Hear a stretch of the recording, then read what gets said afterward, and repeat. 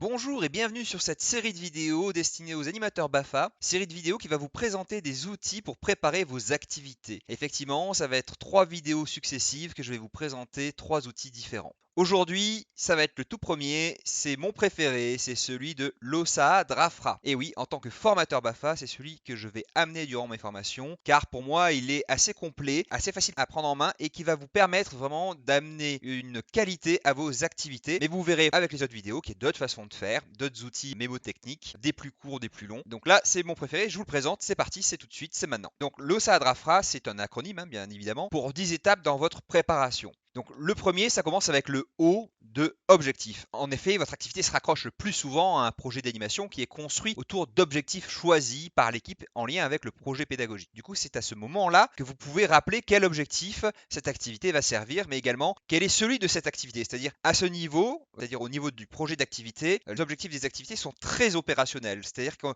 peut même les confondre parfois à des buts. Exemple, les enfants seront capables de découper un sapin dans du carton et de le peindre. C'est quelque chose de très clair, très précis. On n'est plus dans apprendre aux enfants à respecter l'environnement. Non, c'est encore trop large ça. Là, on est vraiment sur des activités, sur des objectifs qui sont très précis. Ça vous permet donc toujours d'être en lien avec le projet d'animation, mais également avec l'intérêt de votre activité au sein du projet d'animation. On continue ensuite avec le S pour sensibilisation. L'idée ici, c'est de réfléchir à comment je vais donner envie aux enfants de participer à mon activité. Effectivement, comment je vais les informer de là où elle se déroule, de comment l'enfant doit être habillé, si par exemple il fait froid ou autre. Du coup, il peut y avoir plusieurs formes de sensibilisation, selon si vous avez un imaginaire ou non. Si c'est le cas, vous pouvez avoir un personnage qui vient inviter les enfants directement à l'activité en leur donnant toutes les informations. Mais ça peut être un carton d'invitation, un message vidéo qu'on va leur passer à un moment donné, un message audio qui peut être diffusé par exemple le matin à la radio comme si c'était une pub qui passait inaperçue, alors qu'en fait on l'a fait répéter 3-4 fois dans la journée et les gens vont finir par vraiment l'entendre. Ou alors ça peut être tout simplement une affiche qui va donner toutes ces informations-là et qui va susciter l'envie et l'intérêt de l'enfant en disant tiens,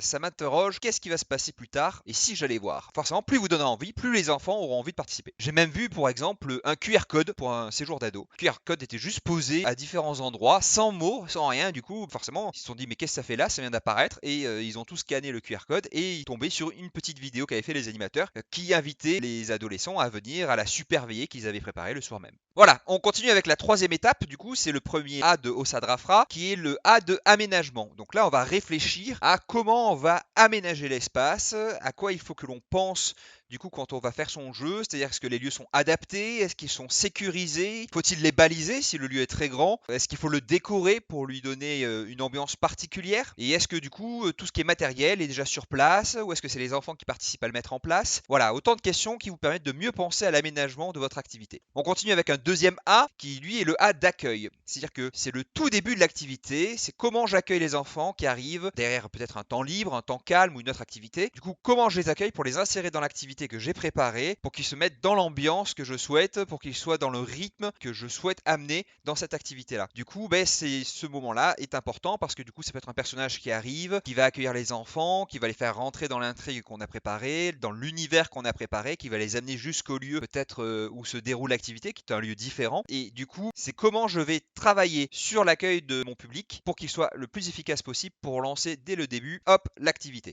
Ensuite, on continue avec le dé de déroulement, mais également le dé de dramatisation. En effet, on va commencer avec ce dernier. La dramatisation, c'est l'histoire qui vient en plus sur votre activité. C'est elle qui la rendra encore plus magique. Généralement, on la pense à la création du projet d'animation et elle se retrouve donc comme un fil rouge dans tout ou partie de vos activités. Si on reprend l'exemple de notre projet d'animation porté sur l'environnement et dont le but était de faire un herbier afin de sensibiliser les enfants aux espèces d'arbres et de plantes qu'ils peuvent avoir dans le centre ou dans la forêt qui se trouve autour, on peut imaginer que c'est une nymphe de la forêt qui vient demander de l'aide aux enfants car elle a perdu la mémoire et ne se souvient plus des noms des arbres qui composent la forêt. Du coup, la nymphe peut venir régulièrement sur les activités du projet, soit pour même mener l'activité elle-même, soit pour participer avec les enfants et leur rappeler le but de l'ensemble de ces activités. Sinon, au-delà de la dramatisation, comme je vous disais, c'est le dé de déroulement. Donc, on va tomber sur toutes les questions qu'il faut se poser sur comment se pose le déroulement de l'activité, quelles sont les règles avec lesquelles on joue, les enfants sont-ils autonomes ou non, quel est le matériel dont j'ai besoin, quel est le but que je dois atteindre à la fin, est-ce que les participants doivent avoir forcément atteint ce but ou non tout ce qui concerne le déroulement de votre activité du début à quasiment la fin, puisqu'on verra la fin juste après. Voilà, ça c'est le déroulement. La 6e étape, c'est le R de rythme. Ici, vous allez vous interroger sur le rythme de votre activité. Quel rythme lui donner pour qu'elle soit adaptée à mon public? En effet, est-ce que mon activité est bien placée dans la journée? Est-ce qu'elle respecte la courbe d'intensité? Qu'est-ce que je peux mettre en place pour que le rythme du jeu soit bon et maintenu? Ces questions sur le rythme sont notamment nécessaires pour les grands jeux qui peuvent durer plusieurs heures. Comment maintient-on l'intérêt des participants durant tout le grand jeu?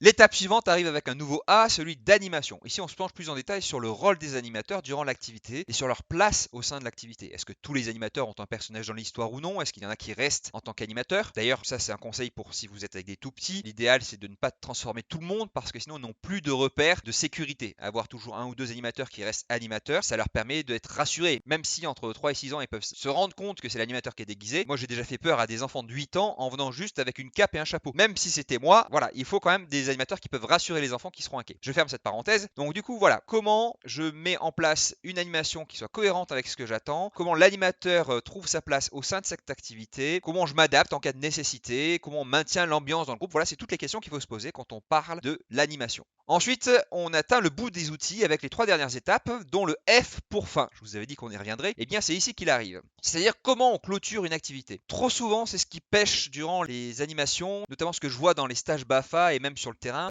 Quand il y a des histoires avec des animateurs déguisés, souvent, eh bien, on travaille bien le début, on travaille bien le milieu, mais la fin, c'est bon, ben c'est fini, ciao! Voilà. Même des fois, les animateurs vont commencer à enlever leur costume devant les enfants. Non, on fait pas ça. On est dans un imaginaire. Donc l'idée, c'est de travailler la fin comme on a travaillé le début. Si on a fait rentrer les enfants dans un imaginaire, on doit donc les faire sortir pour qu'ils reviennent à la réalité. Surtout pour les plus petits, pour lesquels imaginaire et réalité peuvent des fois se confondre. Donc on va emmener les enfants à l'extérieur, on va amener les enfants dans une autre pièce, on va les faire sortir de l'imaginaire dans lequel on les a fait rentrer. On aura fait en sorte qu'il y ait des animateurs qui soient déjà prêts à être animateurs et qui ne soient plus en personnage pour les accueillir. Donc du coup, c'est quel roulement on a mis en place avec les animateurs pour qu'il puisse y avoir quelqu'un qui les accueille à l'autre espace. Et du coup, après, on les fait sortir. Les personnages peuvent leur dire au revoir, effectivement. Mais ensuite, les personnages s'en vont et ne restent pas dans la salle ou ne se déshabillent pas dans la salle. D'accord? C'est très important de le travailler pour qu'il y ait une vraie cohérence. La fin, c'est aussi une question de cohérence. C'est-à-dire que si on a demandé aux enfants de faire une activité pour atteindre un but particulier, mais que la fin n'a rien à voir avec ce pourquoi on nous a demandé de faire l'activité, c'est même pas la peine. Les enfants, ils vont vous griller, ils vont vous dire, c'est nul, ça sert à rien ce que tu nous fais faire pour aller 4 fois plus vite si on faisait autre chose, etc. Il faut vraiment bien penser à une cohérence entre le début, le milieu et la fin de votre activité pour pas que les enfants, notamment les plus grands, viennent vous dire mais ce que tu nous fais faire c'est naze. Donc réfléchissez bien à tout ça. On continue avec le R de rangement. Là on va se poser la question de est-ce que on va ranger nous les animateurs ou avec les enfants? Ici tout dépend de s'il y a un imaginaire ou non, j'ai envie de dire. S'il y a un imaginaire où que les enfants rentrent dans une pièce qui est toute décorée, on va pas leur demander d'enlever le décor. Comme je viens de vous le dire, avec la fin on les fait quitter la salle et donc ça va être les animateurs qui vont l'enlever. Par contre si c'est la nymphe qui vient sur une activité manuelle pour préparer l'herbier, bon là la nymphe peut très bien demander aux enfants autant de mettre en place le matériel mais aussi de le ranger, d'accord? Tout dépend comment votre activité se compose, mais c'est à réfléchir. Et enfin, on va passer sur le dernier A de Ossa Drafra qui est l'analyse. L'idée, c'est pas de passer 2 heures à analyser une activité de 20 minutes, on est d'accord, mais c'est au moins de se poser les questions, qu'est-ce qui a fonctionné, qu'est-ce qui n'a pas fonctionné, et qu'est-ce que je peux refaire, qu'est-ce que je ne dois pas refaire, et si j'ai rencontré des problèmes, eh bien, quelles solutions je peux mettre en place pour les résoudre à l'avenir. Surtout si vous mettez en place un grand jeu, les grands jeux passent beaucoup de temps à les préparer, le plus souvent, surtout s'ils durent toute une journée. L'idée là, c'est de pouvoir les réutiliser, les réexploiter plus tard, sans avoir forcément la nécessité de retomber dans les mêmes difficultés. L'analyse permet vraiment d'en retirer le meilleur et de pouvoir faire en sorte qu'on continue à évoluer. Voilà, c'était mon premier outil, l'Ossa Drafra. J'espère que j'ai pas été trop vite. Si vous avez des questions là-dessus, vous pouvez me les marquer en commentaire. Il va y avoir 2 autres vidéos qui vont arriver juste après pour vous présenter 2 autres outils. N'hésitez pas à me laisser des questions, n'hésitez pas à liker la vidéo, à vous abonner pour suivre les autres sorties qui arriveront prochainement. Vous trouverez bien évidemment dans la description un lien vous emmenant vers cet outil en format papier PDF que vous pourrez donc réutiliser comme bon vous semble. Merci à vous tous de nous suivre et je vous dis à bientôt sur la chaîne KLR.